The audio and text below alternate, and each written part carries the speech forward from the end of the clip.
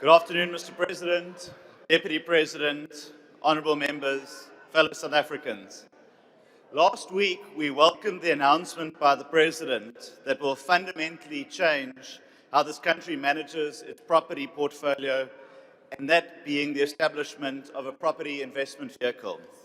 It is the most significant change in the management of state property since 1994 and a clear break from the past. For decades, South Africa has owned the largest property portfolio in the country, yet too many assets stand vacant, vandalized, hijacked, or underused. At the same time, the state spends up to 6 billion rand every year leasing private buildings.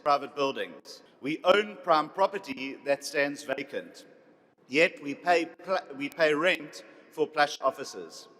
We hold strategic land parcels in the metros while people live in informal settlements. We sit on an enormous asset value base, yet we don't generate any revenue to fund asset maintenance. These contradictions end today.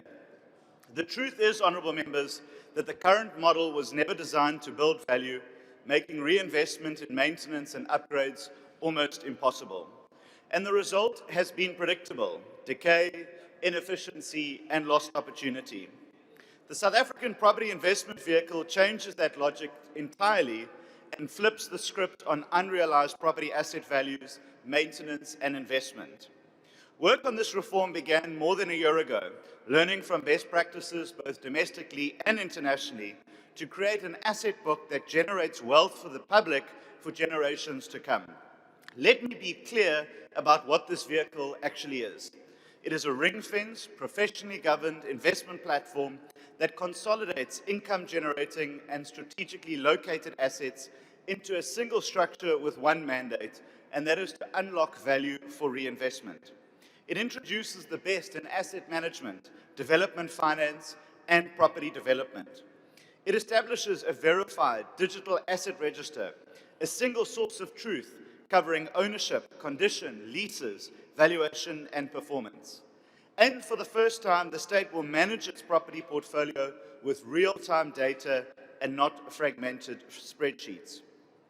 It separates the roles of owner, manager, and developer, introducing professional property management expertise to run leases, maintenance of assets, life cycle planning, and tenant performance with commercial discipline, while building book asset value. It creates structured long-term development rights that allow private capital to invest in precinct upgrades, mixed-use housing, and redevelopment. And it reforms the revenue model to generate income from these assets to support our maintenance. This is how we move from being reactive maintenance owners to planned life cycle managers. This is how we reduce the billions currently spent on leases.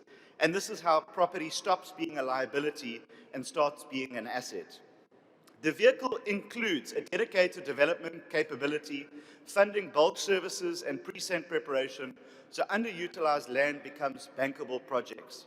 Clear project timelines will allow private sector partners and sovereign funds to participate with certainty. In Tshwane, the government precinct program shows that this is possible through 30 projects with more than 1 million square meters of development and roughly 33 billion rand in phase 1, transforming lease payments into appreciating assets. Phase 1 on its own can eliminate over 400 million rand in annual lease costs and deliver a portfolio valued between 45 and 55 billion rand once it's complete. Phase 2 expands this momentum. It focuses on the refurbishment of underutilized public buildings, bringing them back to life. And it also means jobs. Nearly 100,000 direct construction and indirect jobs are projected, with up to 60 billion rand in broader urban economic activity catalyzed in the program. It also means well-located public land in the inner city of Johannesburg being used for housing close to transport and employment, not standing fenced off or unlawfully occupied. It means hundreds of residential properties being offered to those who serve our communities, including nurses, police officers, and teachers. The state does not need to own all of these assets, and neither should it. The DA fundamentally believes in using state assets to build generational wealth through houses that families can call their own. No longer will these homes stand idle. while those who serve our country struggle for accommodation. Consider Telkom Towers, a building that has cost the state close to R1 billion and yet remains unusable. We're finalising an RFI to convert this dead asset into productive accommodation for government departments. Consider Youngsfield and Wingfield, prime underutilised defence land with the potential to create new communities while lowering maintenance costs and restoring dignity and bringing those closer to economic opportunities.